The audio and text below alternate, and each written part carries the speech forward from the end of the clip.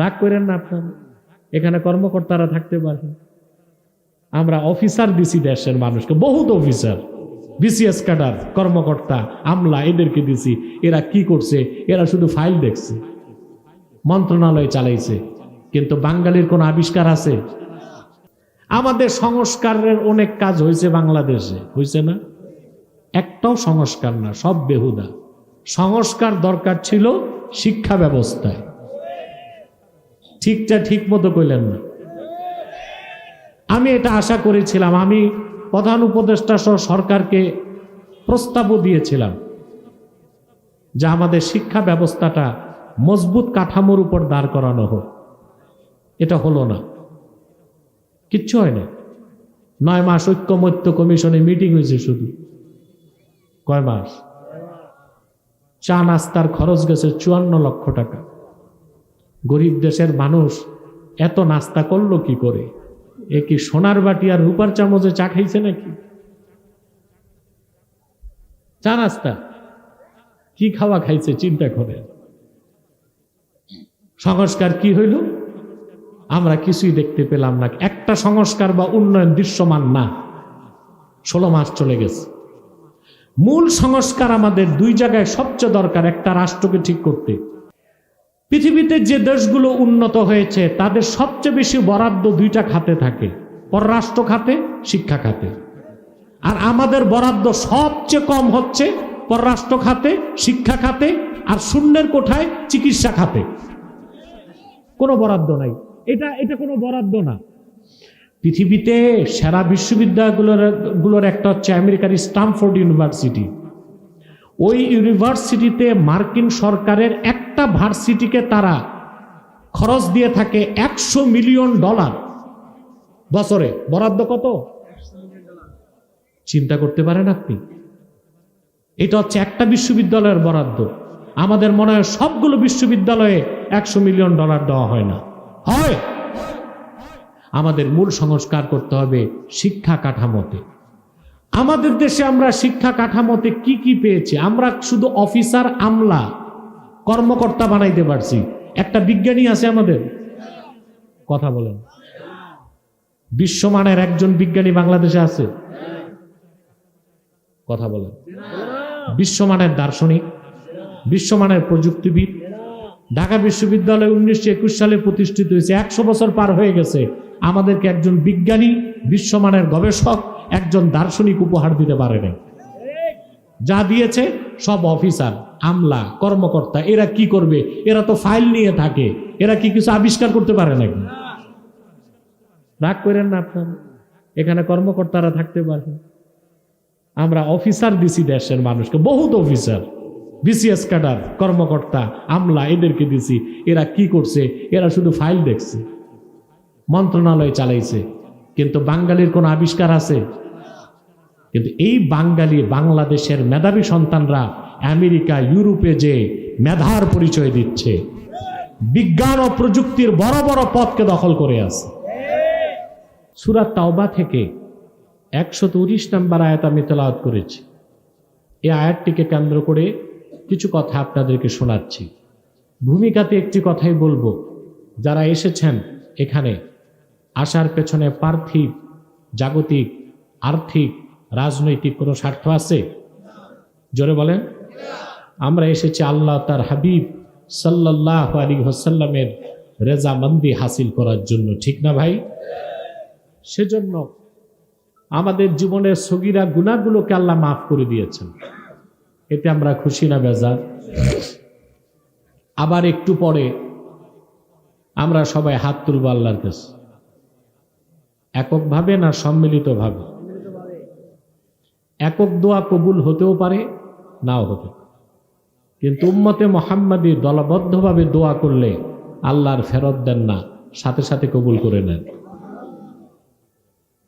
মুআজ্জাম তাবারানির হাদিস, রাসূলুল্লাহ সাল্লাল্লাহু আলাইহি ওয়াসাল্লাম ইরশাদ করেছেন, মা রাফা কওমুন আকুফাহুম ইলাল্লাহি তাআলা ইয়াসআলুনাহু শাইআন ইল্লা কানা হাক্কান আলাল্লাহি আন ইয়াদা ফি আইদিহিম আল্লাযী সালুহু।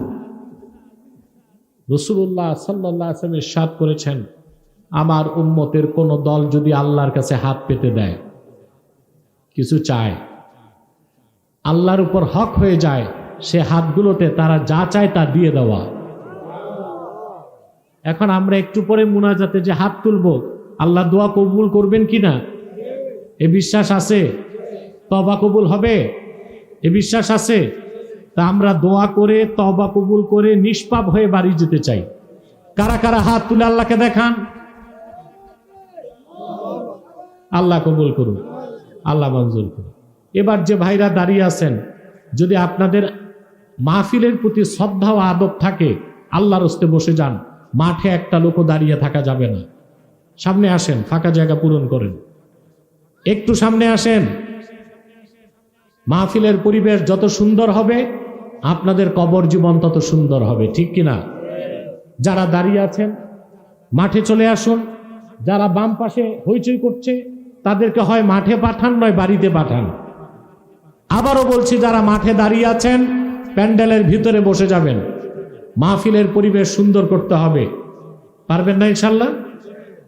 আল্লাহ তাআলা ইমানদার মুমিন বান্দাদেরকে বলেন, মাইকের একটা আওয়াজ ফিরে আসে, প্রতিধ্বনি হয়, এটা বন্ধ করো। আল্লাহ তাআলা বলেন, ইয়া আইয়ুহাল্লাযীনা আমানুত্তাকুল্লাহ, হে বান্দার বিশ্বাসগণ, তোমরা মহান আল্লাহকে ভয় করো। ওয়া কুনু মা'আস সাদিকিন, আর সত্যবাদীদের সঙ্গী হও। কটা নির্দেশ বলেন তো? কথা বলেন। সূরা তাওবা 119 নম্বর আয়াত। আল্লাহ ইমানদার বান্দাদেরকে দুটো নির্দেশ করেছেন। একটি হচ্ছে তোমরা আল্লাহকে ভয় করো, আরেকটি হচ্ছে সত্যবাদীদের সঙ্গী হও। কটা নির্দেশ? প্রথমটা হচ্ছে আল্লাহর ভয়। কার ভয়? ঈমান আনার পরে ব্যক্তি যখন আল্লাহকে ভয় করে, সেটার নাম তাকওয়া। কি নাম? একজন মুমিনের জীবনে তাকওয়ার চেয়ে বড় কোনো পুঁজি। আল্লাহ রাব্বুল আলামিন কোরআন কারীমে বলেন, ওয়া তাযাওয়াদু ফাইন্না খায়রাজ যাদিত তাকওয়া, তোমরা সম্বল সঞ্চয় করো, পাথেয় সংগ্রহ করো। জেনে রেখো, মুমিনের জীবনে শ্রেষ্ঠ সম্বল হচ্ছে তার হৃদয়ের তাকওয়া। সুবহানাল্লাহ বলেন। তাকওয়া হচ্ছে সম্বল, সম্পদ না। সম্পদ আর সম্বলে পার্থক্য আছে, এটা বুঝেন? আপনার বাড়িতে 10 ভরি স্বর্ণ আছে, 1 কোটি টাকা আছে, এটা সম্পদ। এটা কি? কিন্তু আপনি সফরে বের হলেন, সঙ্গে যে পাথেয়, ওইটা কি? সম্বল। সফরে কোনটা দরকার, সম্পদ না সম্বল?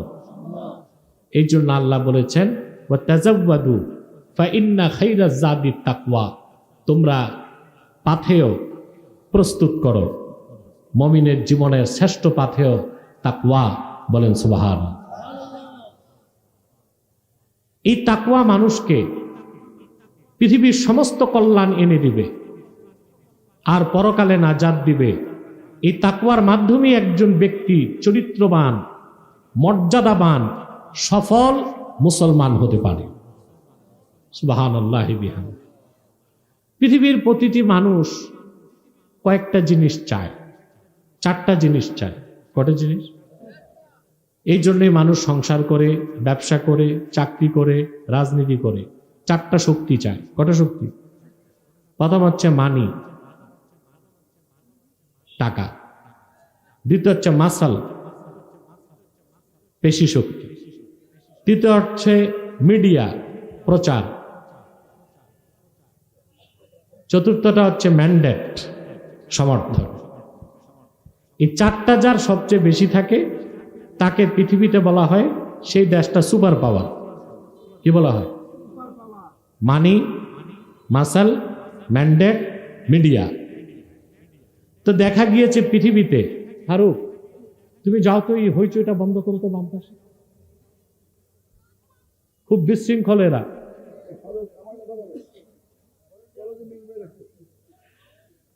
না হয় মাঠে আসুক, নয় চলে যাক, কথা বলার সুযোগ নাই। প্রিয় সুধী, কথা শুনতেছেন? আমেরিকার রিজার্ভ আছে $23 ট্রিলিয়ন।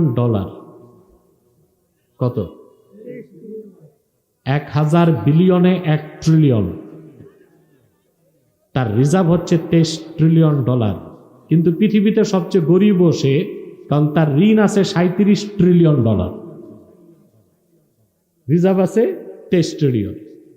তার মাসাল পেশি শক্তি বেশি, তার যুদ্ধের অস্ত্র সবচেয়ে বেশি। অ্যাটম বোমই আছে 5,500। তারপরে তার মিডিয়া, আল জাজিরা ছাড়া সবগুলো মিডিয়া তার হাতের মুঠোয়। 4 নাম্বার হচ্ছে ম্যান্ডেট। পৃথিবীতে মাস্তানি করতে, বৈধতা পেতে জাতিসংঘ তার বাড়িতেই। এজন্য তাকে বলা হয় কি? Super power. কিন্তু সুপার পাওয়ার শোচনীয়ভাবে পরাজিত হয়েছে মধ্য এশিয়ার একটা গরিব দেশের কাছে। এটা জানেন আপনারা? কথা বলেন। আফগানিস্তান সবচেয়ে গরিব দেশ, যে দেশটা হচ্ছে poorest state in the world, পৃথিবীর সবচেয়ে গরিব দেশগুলোর একটা, যাদেরকে নেতাদের বলা হয় মোল্লা। তাদের কাছে মানি নাই, মাসাল নাই, মিডিয়া নাই, ম্যান্ডেট নাই, কিন্তু তারা সোভিয়েত রাশিয়ার মতো একটা পরাশক্তিকে পরাজিত করেছে, আমেরিকাকে পরাজিত করেছে একটা শক্তির বলে, সেটা হচ্ছে তাকওয়া। সেটা কি? সুবহানাল্লাহ। তার ঈমানদার আল্লাহর ভয়তে তারা তাদের অন্তরকে পরিপূর্ণ ও শক্তিশালী করেছে, বলেন সুবহানাল্লাহ। আমি একটা দৃষ্টান্ত দিচ্ছি। মানুষের শক্তি মাথায়, পশুর শক্তি দেহে। মানুষের শক্তি, পশুর শক্তি দেহে। আর ইমানদারের শক্তি 3 জায়গায়, মাথায়, দেহে আর সিনায়। কোন শক্তিটা বড়? জোরে বলেন। সিনা। এই শক্তিটা আসে ইমানের বলে, তাকওয়ার বলে। সুবহানাল্লাহ। এই শক্তিকে মোকাবেলা করার কোনো অপশক্তি, পরাশক্তি, ধরাশক্তি পৃথিবীতে নাই। সুবহানাল্লাহ বলবেন। মুসা আলাইহিস সালামকে আল্লাহ বললেন, ইযহাব ইলা ফিরআউনা ইন্নাহু তাগা। মুসা, তুমি ফেরাউনের কাছে যাও, সে সীমা লঙ্ঘন করেছে। কি করছে?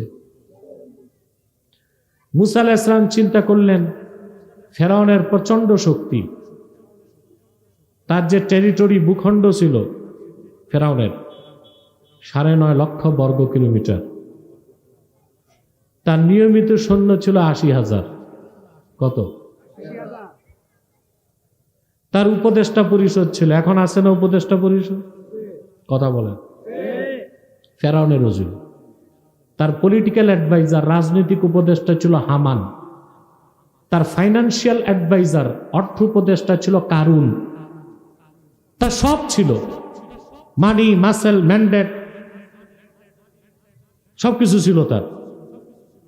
শুধু মিডিয়াটা ছিল না, ওই যুগে তো মিডিয়া ছিল না। এই প্রবল শক্তির বিরুদ্ধে যখন মুসা আলাইহিস সালাম লড়াই করতে যাবেন, তিনি আল্লাহর কাছে শক্তি চাইলেন সিনায়। কোথায় চাইলেন? তিনি ডাক দিয়ে বললেন, ক্বালা রাব্বিশরাহ লি সাদরি ওয়া ইয়াসসির লি আমরি ওয়াহলুল উকদাতাম মিন লিসানি ইয়াফকাহু কওলি। আয় আমার রব, তুমি আমার বক্ষটাকে উন্মুক্ত করে দাও, আমার কাজ আমার জন্য সহজ করে দাও, আর আমার মুখে যে জড়তা আছে সেটাকে তুমি দূর করে দাও, যেন আমার বক্তব্য তারা বুঝতে পারে। সুবহানাল্লাহ। ঘটনা দীর্ঘ করা আমার উদ্দেশ্য না, বিষয়টা বুঝাচ্ছি। আল্লাহ মুসা নবীকে শক্তি দিয়েছেন কিনা? কোথায়? বিজয়ী হলো কে? মুসা না ফেরাউন? মুসা আলাইহিস সালাম। কোন শক্তি বলে? রাসূলুল্লাহ সাল্লাল্লাহু আলাইহি ওয়াসাল্লামের প্রত্যেক উম্মতকে আল্লাহ তাআলা এই স্পিরিচুয়াল পাওয়ার, আধ্যাত্মিক শক্তি দেন যদি সে ঈমানদার হয়, আর তার অন্তরে তাকওয়াকে লালন করতে পারে, বলেন সুবহানাল্লাহ। এই শক্তি পেলে আর কিছু লাগবে? এটা তো হচ্ছে পরাশক্তির দৃষ্টিকোণ থেকে, ঠিক না? এবার আসেন, ব্যক্তি জীবনে প্রতিটা মানুষ চারটা জিনিস চায়। কটা জিনিস? ইজ্জত, রাহমাত, নুসরাত, দৌলত। কটা জিনিস? প্রত্যেকটা মানুষ সম্মান চায়। কি চায়? এই সম্মান পাবার জন্য মানুষ টাকা কামাই করে, রাজনীতি করে, সমাজ সেবা করে, সম্মানটা চায়। কি চায়? কিন্তু আল্লাহ বলে দিয়েছেন প্রকৃত টেকসই সম্মান হচ্ছে তাকওয়ার পথে। ইয়া আইয়ুহান নাসু ইন্না খালাকনাকুম মিন যাকারিন ওয়া উনসা ওয়া জাআলনাকুম শুউবান ওয়া ক্বাবাইলা লিতাআরাফু ইন্না আকরামাকুম ইনদাল্লাহি আতকাকুম। আল্লাহ রাব্বুল আলামিন বলেন, হে মানব জাতি, আমি তোমাদেরকে সৃষ্টি করেছি একজন নর থেকে, আরেকজন নারী থেকে। অতঃপর তোমাদেরকে আমি বিভিন্ন গোত্র এবং সম্প্রদায় বিন্যস্ত করেছি। তোমাদের মধ্যে তার মর্যাদা বেশি, আল্লাহর কাছে তার দাম বেশি, যার অন্তরে তাকওয়া বেশি। সুবহানাল্লাহ।